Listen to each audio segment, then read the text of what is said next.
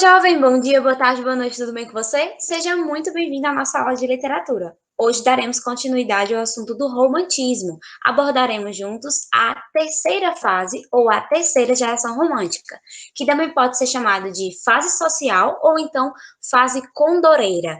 Esse nome fase condoreira é oriundo desse passarinho que vocês veem aí na tela, que é o condor. E veremos já já porque é chamado nesse nome, beleza? Então, ó, pega seu caderno, sua caneta e vamos lá. Então, para a gente entender como é que começou essa terceira geração do romantismo brasileiro, nós precisamos compreender o contexto histórico da época. Então, nós tínhamos como os pontos principais que Dom Pedro II ainda era o imperador que governava o Brasil desde 1840. Tá? Estavam ocorrendo lutas sangrentas e revoltas que estavam se alastrando por todo o território nacional, como, por exemplo, a Balaiada, a Revolta dos Liberais e a Farroupilhas, tá? Então, Duque de Caxias, ele tentava conter os focos das revoltas e tentava abafar os gritos de república e abolição que o pessoal estava tentando conseguir, tá? Então, estava acontecendo também a prosperidade da cultura do café em 1850, em que o contexto econômico do Brasil começou a se modificar lentamente e isso animava os latifundiários, ou seja, os donos de terra produtores, tá? Dando prosseguimento, nós temos que, com a expansão da cultura do café, aumentou a necessidade de quê? De mão de obra. E mesmo o tráfico negreiro sendo proibido desde 1831, o que é que estava acontecendo? Ainda estava ocorrendo importação de escravos africanos. Pois é.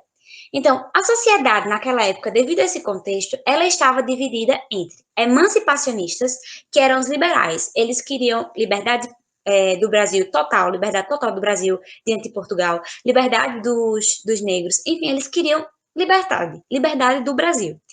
Existia esse grupo, que eram chamados de emancipacionistas, havia os abolicionistas, que a liberdade que eles queriam era a liberdade dos escravos, apenas, exclusivamente, e os escravistas, que não queriam liberdade de nada.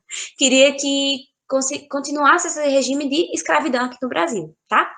E o Brasil, para vocês terem uma ideia de como é que estava o contexto aqui naquela época, o Brasil possuía cerca de 3 africanos para um português, num período entre 1500 até 1822. Só para vocês terem uma contextualizada de como é que estava essa questão de distribuição e por que era tão importante essa fase social vir agora, tá? Nesse contexto de agitação política é que surge a poesia da terceira geração romântica. Tá? Então, vocês podem ver que, dentro desse contexto histórico e social, era muito complicado você permanecer naquelas vertentes de temas que estavam sendo abordados até então, que era a natureza, o amor, enfim. Eles sentiam-se egoístas em continuar falando sobre esses temas, tendo problemas sociais muito maiores ocorrendo aqui no Brasil. E é por esse motivo que surge a terceira geração romântica, ok?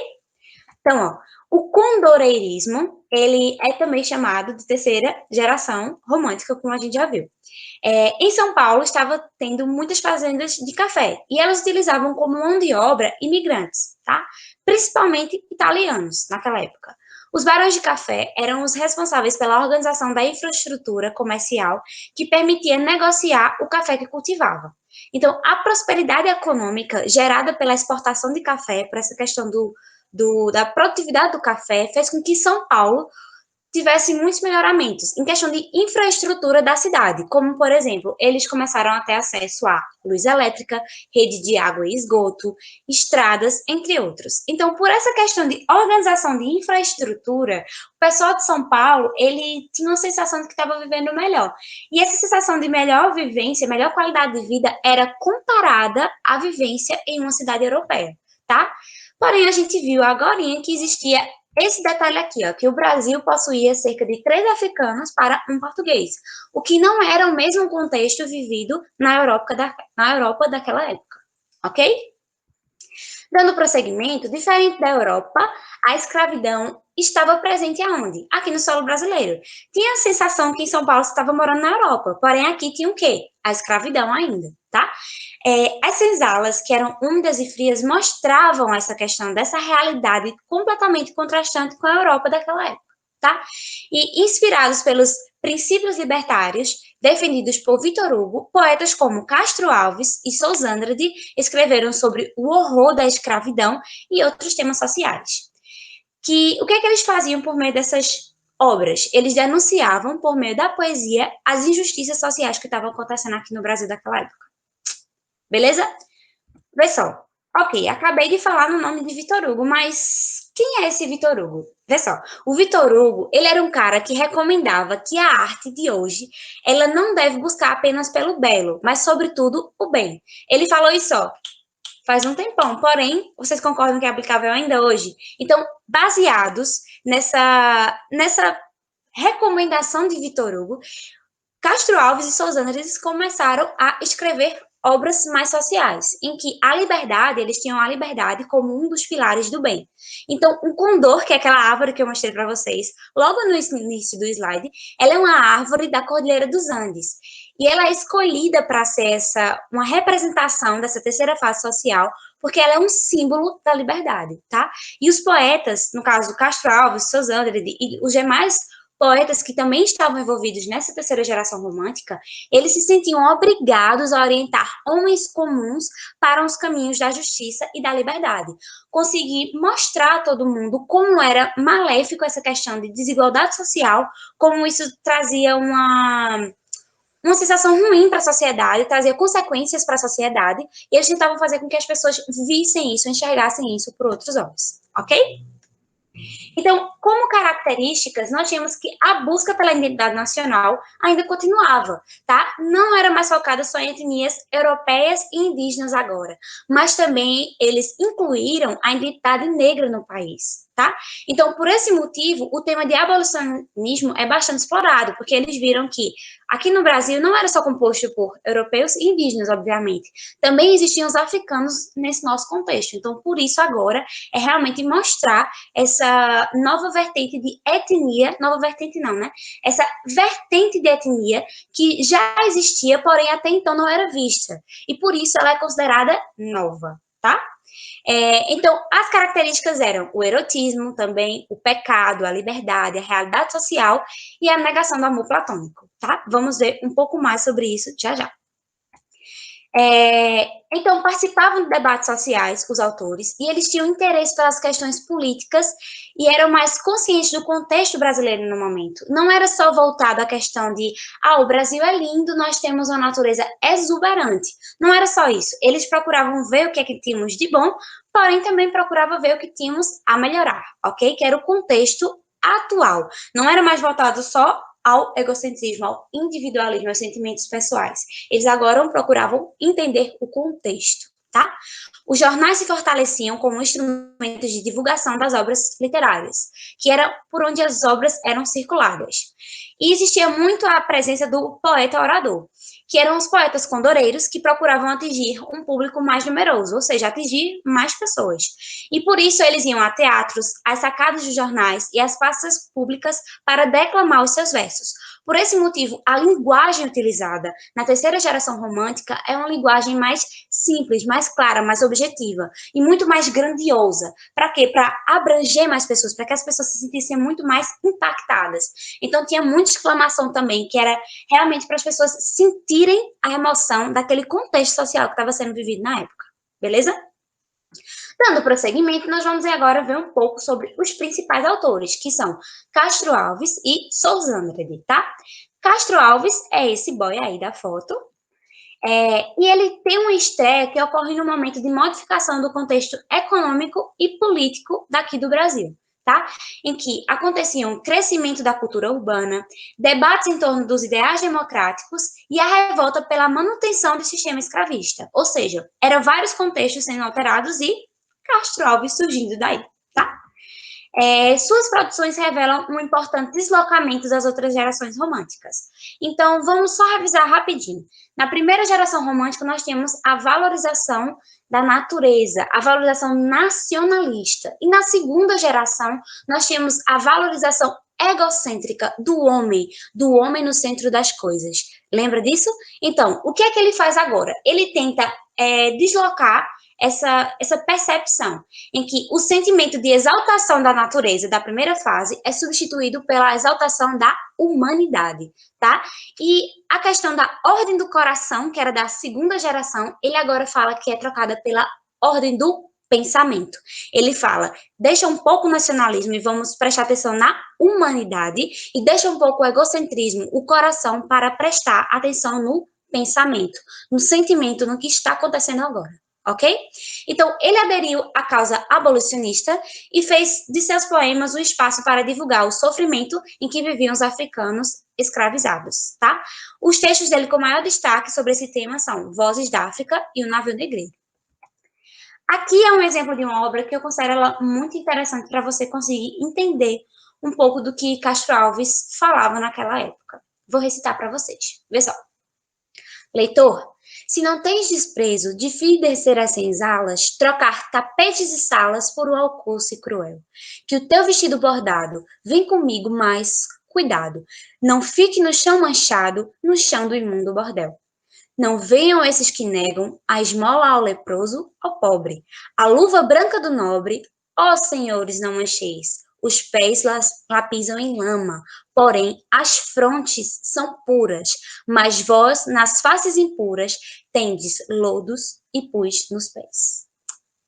E aí, conseguiram entender um pouco como é pesado, né? É só um trechinho, tá? Então, vê só, como análise geral dessa obra que eu acabei de falar para vocês, a gente pode perceber que existe muita ironia no verso. Ele começa a dizer, olha, aqui, ó, se você não tem desprezo, vem aqui na senzala, troca essa tua sala magnífica, teus tapetes, tua vida boa, para entender o que é que os escravos estão passando aqui na senzala. Vem ver, eles são sujos, eles têm a face suja, porém é uma fase pura. É uma face que ela transparece pureza, transparece carinho, transparece uma coisa que é pureza mesmo, tá necessitando de atenção. É isso que ele quer dizer, necessita de um carinho, de uma atenção. E aí, enquanto você tem todo esse dinheiro, tem toda essa riqueza, tá todo limpinho, porém o seu coração é impuro, o seu coração é sujo. Então, como análise, ele tem essa ironia no verso, ele confronta a pureza dos escravos à imundície dos senhores. Ele fala, vocês são limpos de corpos, cheirosos, porém, no coração de vocês, ó, é uma imundície triste. Ele adverte as moças para que tenham cuidado e não manchar os vestidos delas, os vestidos bordados, os vestidos chiques. Porque quando ela descer a senzala, o chão da senzala é imundo, porque eles não se importavam com os escravos. E ela vai acabar sujando o vestido. Então, ele é muito irônico quando ele fala isso, né? A intenção dele, de modo geral, é que a mancha da escravidão contaminava o tecido social. Embora a elite se mostre elegante, riquíssima nas festas e nos bailes que ele frequentava, ela não conseguirá se livrar da sujeira da alma causada pela exploração imperdoável de um povo que era o povo africano. O povo que precisava de atenção e cuidado. E eles simplesmente deixavam à margem, deixavam lá no canto escanteado. Ok? É isso que ele queria dizer com essa obra. Dando prosseguimento, nós vemos aqui Navio Negreiro, que trata dos sofrimentos dos negros confinados em um navio. Cada um dos 6 cantos que compõem o poema cria uma cena para caracterizar a travessia atlântica da África aqui para o Brasil, tá? Uma parte do poema propõe uma releitura da questão da nacionalidade, que foi enaltecida onde? Na primeira fase por Gonçalves Dias. Gonçalves Dias, ele defendia o orgulho da pátria, e Castro Alves, ele denuncia que a bandeira brasileira era manchada pela escravidão, que não adiantava o Brasil ter ser tão bonito, tem tantas coisas, belezas naturais, se a nossa bandeira foi manchada pela escravidão, tá? Então, nessas obras, ele tentava ao máximo buscar e demonstrar a liberdade, a importância da liberdade aos escravos, tá bem? Essa obra aqui é outra obra muito interessante de Castro Alves, porque é o seguinte, vê só. Quando a gente estava vendo a primeira e a segunda geração romântica, são gerações em que trata do amor, porém um amor mais idealizado. Não era um amor que era concretizado, ou seja, muitas vezes não acontecia na realidade, não tinha o vamos ver, tá? E aqui não, Castro Alves, ele já era muito mais sensual, devido à história de vida que ele teve, devido a, enfim, aos seus amores vividos. Então era um amor realmente mais real, vamos dizer assim, que aconteceu, ok? Então, ó um pedacinho aqui. O adeus de Teresa.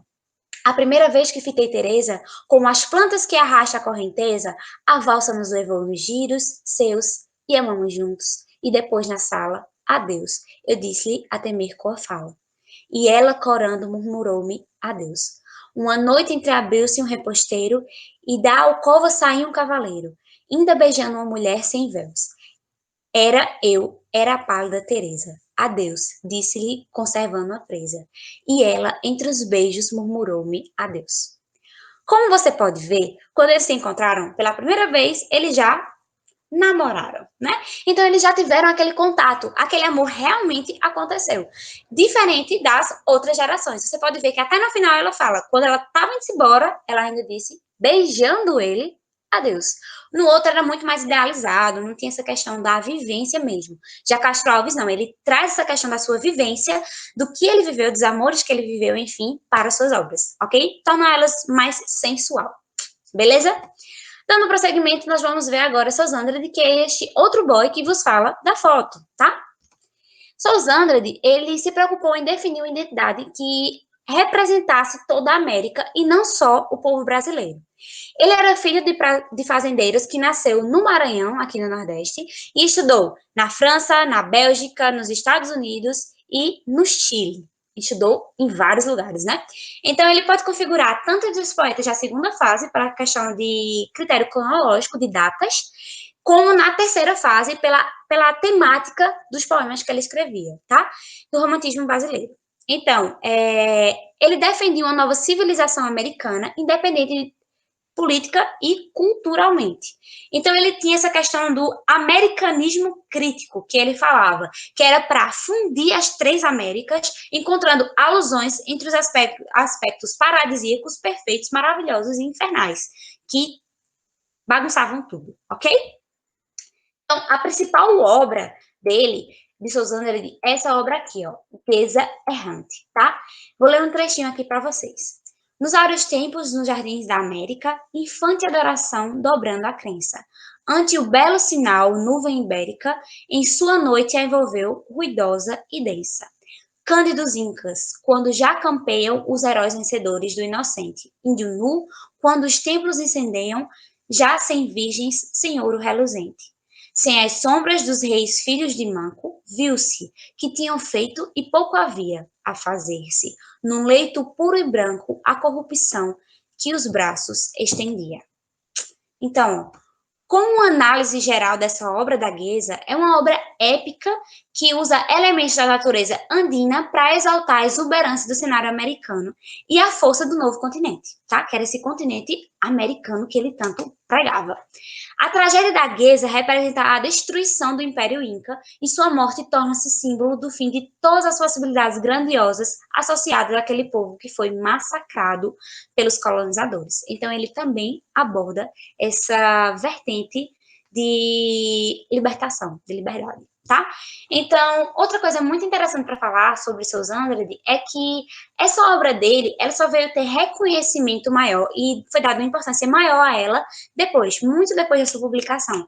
Então, hoje ela é muito atual ainda e serve para a gente ter outros insights, outras ideias de como foi esse processo de libertação aconteceu aqui, que ele via como uma idealização maravilhosa para a América, ok?